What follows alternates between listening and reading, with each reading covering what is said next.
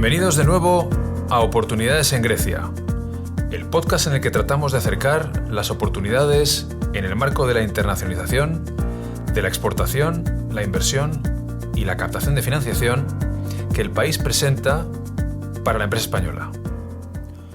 Welcome again to Oportunidades en Grecia, the podcast where we try to inform about business opportunities regarding exports and investments in the country, Greece, to Spanish companies.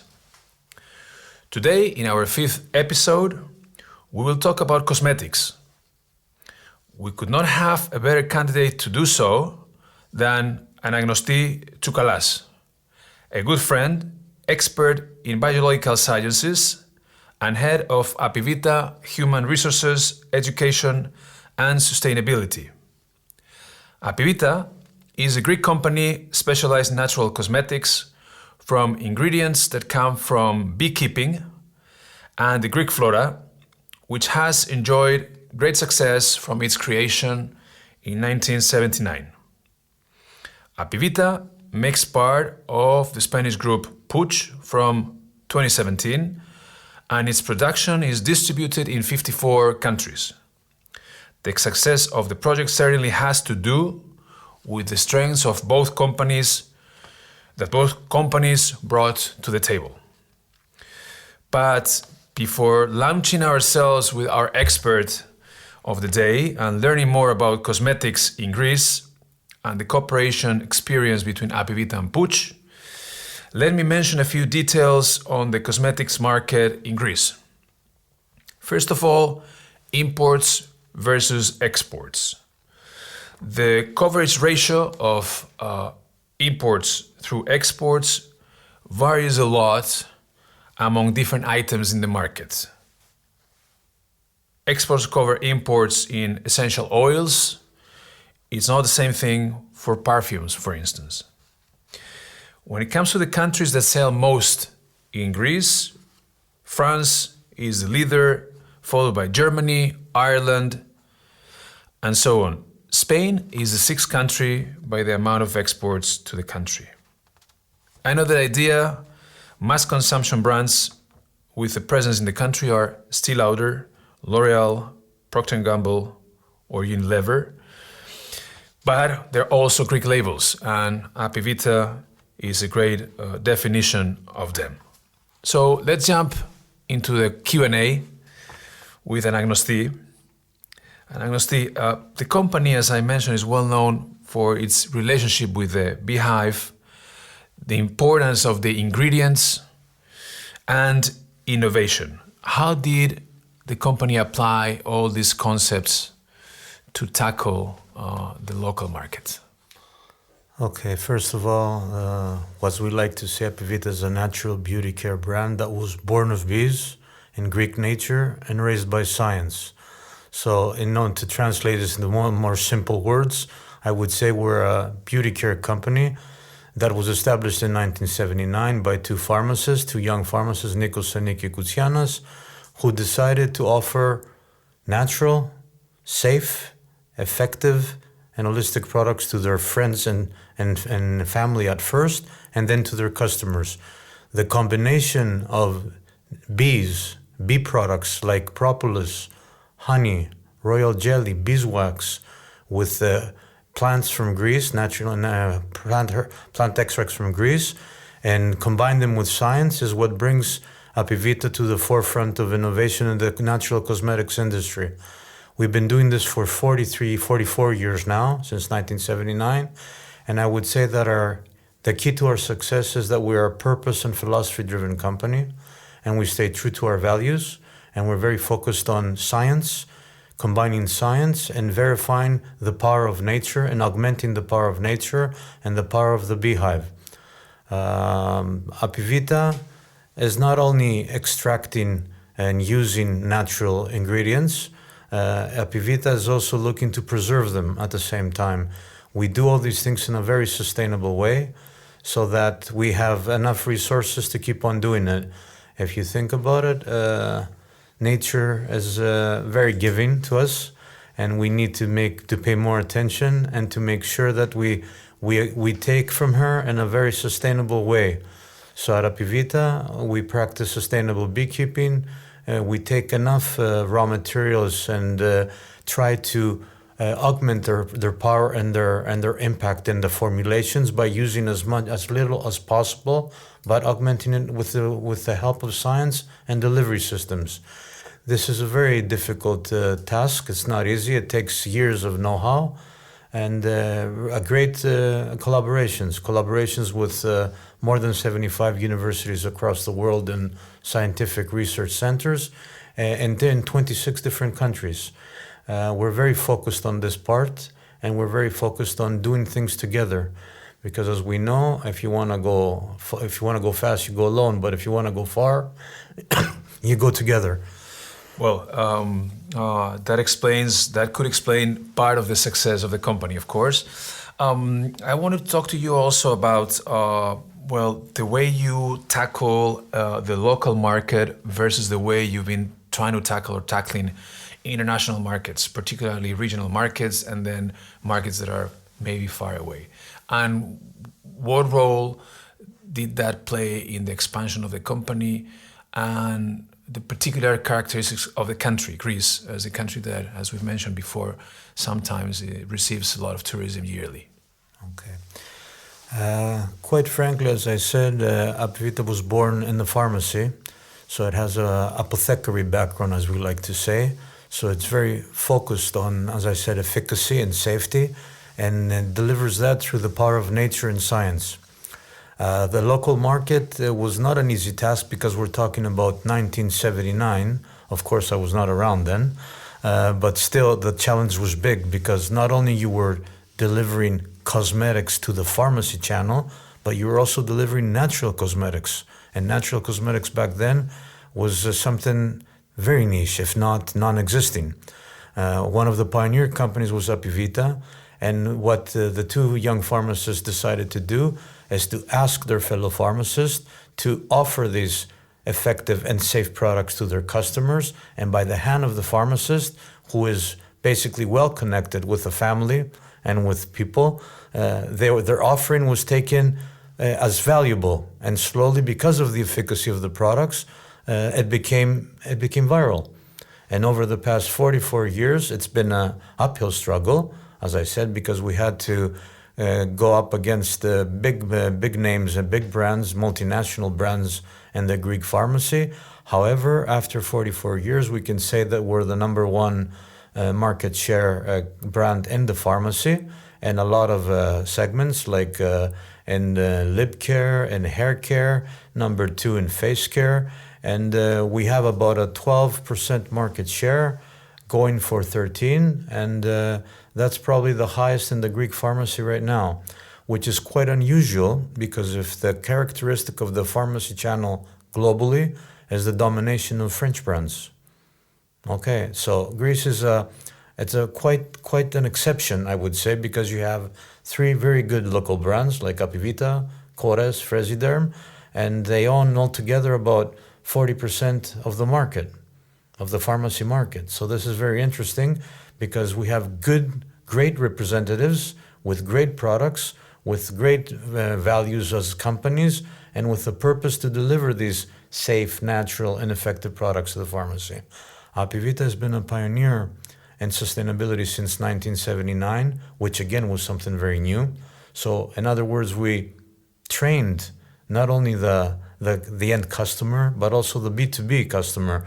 The pharmacist was trained to understand the value of sustainability in their business, and that's why you see a lot of pharmacists right now putting this in the forefront now that it's becoming very important and trendy, and all the customers are looking for responsible brands to buy their products. Because as we all know, people are very reluctant to change brands. They usually stay with brands since many years, and the biggest reason they will change is if a brand has to offer a sustainable, clean, natural solution to them. It's by different surveys that have been done. 50% of customers would actually try this. 56% of customers would actually like to try something more natural and more sustainable. And this is very interesting because the natural cosmetics market globally is less than 10%, as maybe 8-9% at max, including pseudo-natural and natural-inspired companies. So basically, we're talking about a very small market with with big potential.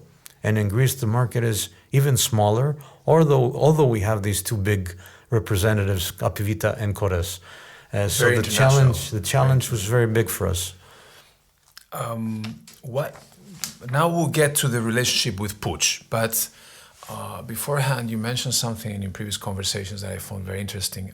Spanish companies in the sector that are willing to, why is Greece such a great place to invest, and the relationship with tourism and branding and... Greece, by the strict definitions of size of a market, is a small market. There's only 11 million people living in Greece. However, if we consider that every year 35 million people come from all over the world willing to spend their money and have a great time, and their senses are wide open to be exposed to messages in different brands, this is a great opportunity. And brands can use Greece as a window to the entire world. Because when people come for their vacations, they're in a great mood. They're in a shopping mood, they're in a spending mood, they're in a mood to try things. So this is the greatest opportunity for all brands to advertise their products, to advertise their services, and why not claim a market share in the countries that these visitors are coming from. So I would say Greece is a very important market for every cosmetic brand around the world, and not only in the cosmetic industry, for a lot of industries. We have almost 20% of GDP in Greece is because of tourism. So at APIVITA, for instance, it's not a matter of making profit, but we have really worked on the segment of tourism by showcasing our products in hotels, 5-star hotels, niche hotels, boutique hotels, and also in spas. And from this exposure, we have gotten a lot of distributors as well worldwide, because they came in touch with the brand, they experienced the brand in real time, like one-on-one, and then they went back looking for the brand and came to us interested to distributing in their own country. So as I said, for us, one of these cases was also the fact that we did not tackle properly the international market up to 2017 because we didn't have the means or the infrastructure or the let's say the capital to do so, or the know-how. So when PUIG came in 2017, this was a gift sent from God, I would say. That was precisely what I wanted to talk about next, about PUIG. Because in the Economic and Commercial Office, we tend to say that Greece it's a nice place, a good place, interesting place to invest, because it is in the crossroads of many countries in the region, and also because of what it seems to be a policy of the government to create a hub in the region, hub in terms in the digital, hub in logistics, hub in energy. So we think it is a place to invest. But PUIG was here a bit before, if not way before, because I think you guys got to meet each other in the tens, right? A few years ago. Yeah, it happened. It all happened back in 2017, and I had the privilege to be one of the people that came at first in touch with him. It was January, if I remember correctly, 3rd, 2017, and it was just another day at work for me, giving a tour of the premises to 2 visitors. These visitors turned out to be representing PUIG. It was Manuel PUIG, as a matter of fact, and Hervé Léger, our CEO. And I was very delightful to realize at the end of our tour that these people were interested in actually investing in APIVITA, investing in Greece, and they really believed in the brand. So it was no secret that APIVITA was looking for strategic investors, for partners. And the fact that PUIG loved the brand, and the fact that PUIG is a brand builder, it has fame in the international markets for building brands, was a very great opportunity for APIVITA. They brought to the table their network of 150 countries worldwide. They brought to the table the more than 7,000 employees worldwide with the know-hows and expertise in different sectors, like logistics, like production, like product development, like R&D, like sustainability. So all this augmented what we were doing at a small scale at APIVITA and gave us the opportunity to go from 14 countries in 2017 to 54 countries 6 years later. As you understand, this could have never happened on our own. It was very difficult to do, almost impossible, I would say. I'm part of APIVITA for 20 years now, and quite frankly, the past 6 years have been the most successful, the most productive, and the most fun for all of us to work. Because when you're doing well, you're performing well, and you're financially performing well and sustainable at the same time, you're able to enjoy your work on a daily basis and deliver great, innovative, natural, safe, sustainable products. And we're very grateful that this collaboration happened because we needed someone not only to inject funds into the company and capital, but to inject their experience, their know-how, their belief in the brand, their passion for the brand, and to respect the brand. And that's what they've done. They came to Greece, they saw what we do, they love what we do, they helped us improve it in many ways. And then at the same time, they helped us become better managers, better experts in the field. Personally, I've learned a lot over the past 6 years, and I can say that now I'm safely developing myself into the market and continuing to deliver my passion on a daily basis for APIVITA and for PUIG and for all the brands of the group. I would say as a message that we should not be afraid of change. We should not be afraid of companies from abroad coming to Greece. We need this. We definitely need this because we have a lot to offer to the markets. We're a beautiful country with beautiful people, with great ideas and great products. We just need some help and some assistance and some support and some people that believe to us to deliver it all over the world. The possibilities and the dynamics of Greek brands and going all over the world is huge. And I believe that this possibility of growing is also huge for why not Spanish companies coming to Greece? Because at the end of the day, we're not very far away, our cultures. We understand each other. We express in a very similar way. We're part of the south of the Mediterranean. We have very common grounds on our cultures and the way we think and the way we act. So for us, there was a match made in heaven with PUIG, and it's working out, and the results speak for themselves. It's really great to hear this. It's really great to hear that Greek and Spanish companies can leverage each other to do business, and that can happen, as you said, not only through financial, let's say, assistance, but also through a real industrialist that comes over to the country to join forces and help make the product for both companies. Networks and know-how are more important than cash injection, I would say. Absolutely. Very interesting that as well. It's a really success story so far, of course. APIVITA and PUIG and APIVITA.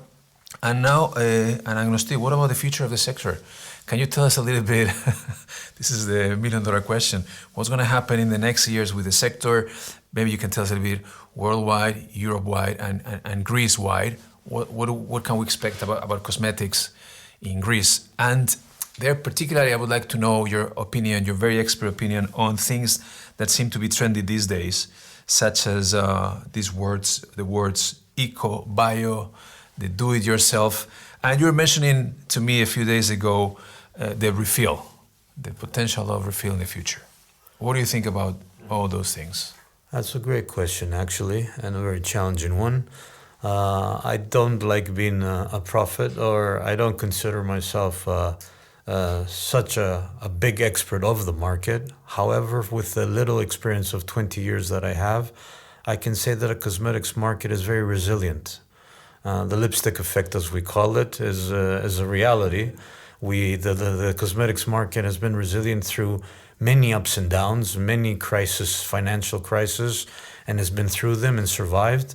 And proof of that is that the fact that right now it's more than a 500 billion euro market, if I remember correctly, and it's going to grow by 5 to 6, I would say, estimated compound annual growth rate, which is not bad because we have to think of the size of the market. Huge, It's a huge growth, and not too many industries have these type of growths. And to give you a clue about what's coming, it's coming, and it's coming with force.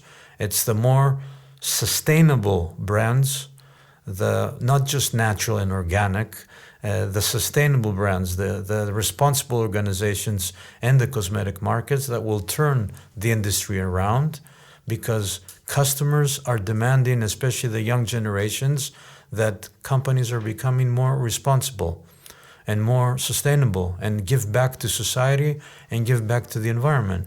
In that sense, PUIG and APIVITA hand in hand have making great progress and have managed over the past few years to roll out a great ESG agenda, which shows the common DNA that we share in terms of that.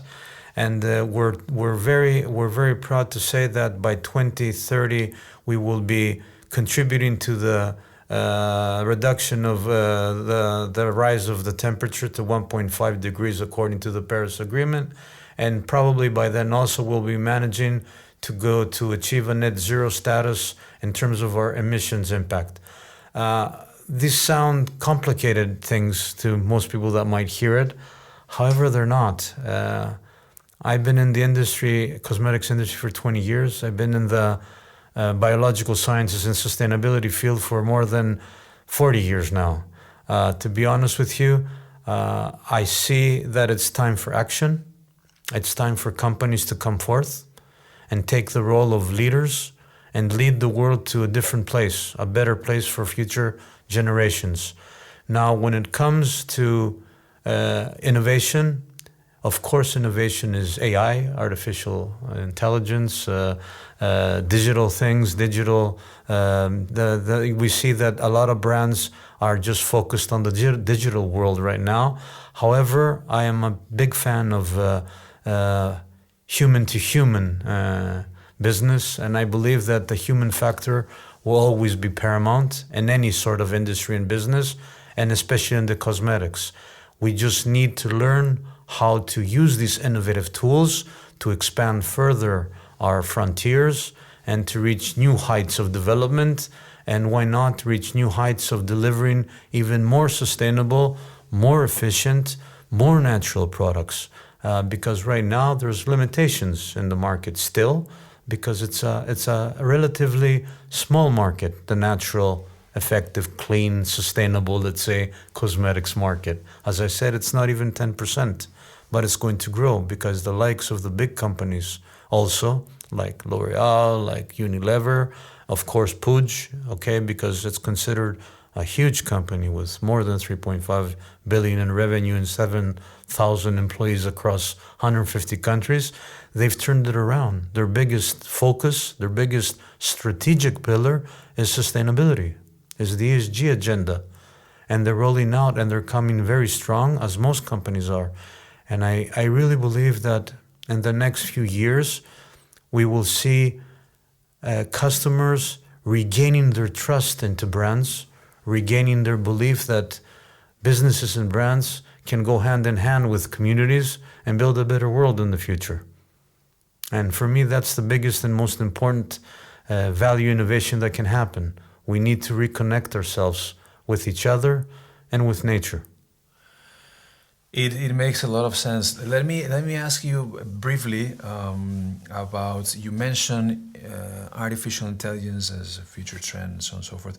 Something that is already here is distribution through the e-channels, right? Through the e-markets and particularly the use of social media to brand the company, particularly in a sector like cosmetics. What are the trends regarding this? Quite frankly, numbers say that e-commerce is responsible for 50% of the growth of the cosmetics industry, which means that still the other 50% comes from direct-to-consumer business, or correct, direct-to-customer, because I don't really like the word consumer personally. I like the word customer, I like the word client, citizen, but consumer. I use customer and client also. Yeah, exactly. I believe that we need to use these developments in this development of the digital world and the e-commerce and the social media to communicate and to extend our reach. We cannot be indulged in it because according to surveys, it seems that people are more willing to try a brand or to change their brand or to be part of a brand tribe only if they have personal experience with it. And it's something that right now it cannot be replaced by even artificial intelligence. As much as we want to believe it can be replaced, I don't think it will ever be replaced because it's human to human, as I said. It's hopefully it will never be replaced, because if it will, then me and you won't be standing here. It will be some chat box that will be doing this interview. Now, quite frankly, I'm a little bit worried about the e-commerce part, especially if it's not purpose-driven and quality-driven and it's price-driven. And so far it seems to be price-driven. That's a little bit dangerous waters for brands, because there's going to be a little bit of a, let's say, depreciation of their equity, because they will be sold at very low prices. And you've tried for many years to build a brand, and all of a sudden a product is sold with 50 or 60% discount, whereas in the brick and mortar market, it's sold maybe on occasion with minus 20, minus 10% discount, which makes more sense. So that's why I was talking earlier about customers losing their trust to brands and losing their trust to the real value of things. We need to really rethink this road that we're going on, because we need to protect brands, we need to protect the equity of brands, and we need to educate our customers about what it means to have value for money. Because right now, I understand there's a financial crisis, we're all living through it, and everybody's trying to save money wherever they can. However, I think that social media is a nice way to exchange opinions. It's to have a far outreach, but it's also very dangerous because you can get misinformed. You can also have not, let's say, official or the representation of brands talking about the brands where they're not. We have influencers that are getting paid to influence, whereas we know that the best influencers are the real customers, the actual customers of the product, when they share their experience with other customers, potential customers. So all in all, I think that we should invest in digital and we should invest in social media, but only as a means to extend our reach and not as a means to survive. Many of the things you mentioned, I find many of those things very, very interesting. Of course, discounts of 60% are really hard to understand, I think, by the customer. If X was worth 10, how come that now it's worth eventually 4, right? It's very hard to understand the value proposal that was beyond that. Well, thank you very much. We have talked about very many things. We've talked about that puzzle that the company was able to fix to come with a value proposal that has been very successful in Greece, also very successful abroad, and the leverage that the company got through its cooperation with a Spanish company, with PUIG. The future of the sector, here very interesting things. You mentioned a 6% of compounded average growth rate for the next years. 10% for natural and sustainable brands, even which more. Is huge. Even bigger. Which is huge. And well, it was as whenever we talk Anagnosti, it's always very refreshing and stimulating to have a conversation with you, because you know plenty about the sector and about many other things. Few words that will stick to from this conversation are sustainability and responsible sustainability. We're talking about different parameters around sustainability, I think. And that goes a lot with the brand. What I think we should keep out of this conversation is that companies are not products and services. Companies are people. Products and services are a result of natural resources. If we don't take care of our natural resources and our people, there will be no markets, there will be no future.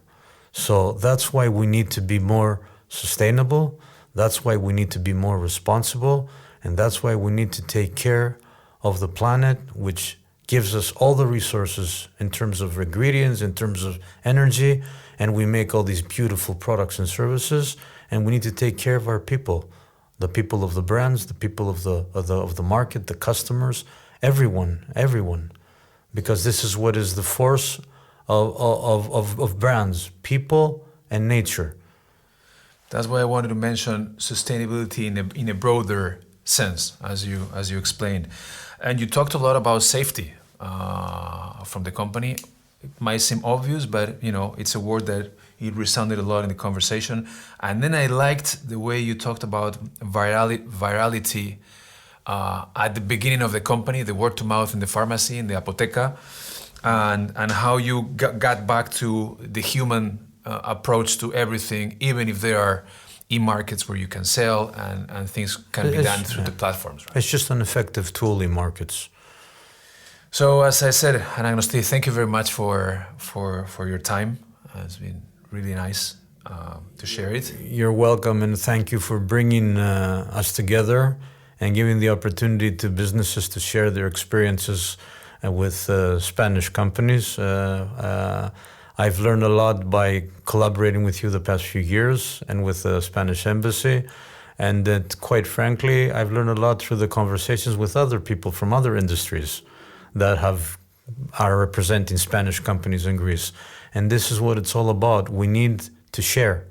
We need to talk together. We need to do things together. It doesn't matter if we're in the same industry, it doesn't matter if we're in the same country, it doesn't matter if we're in the same religion, gender, or anything. We need to share, we need to work together. Otherwise, the future is not going to be so bright. It makes a lot of sense.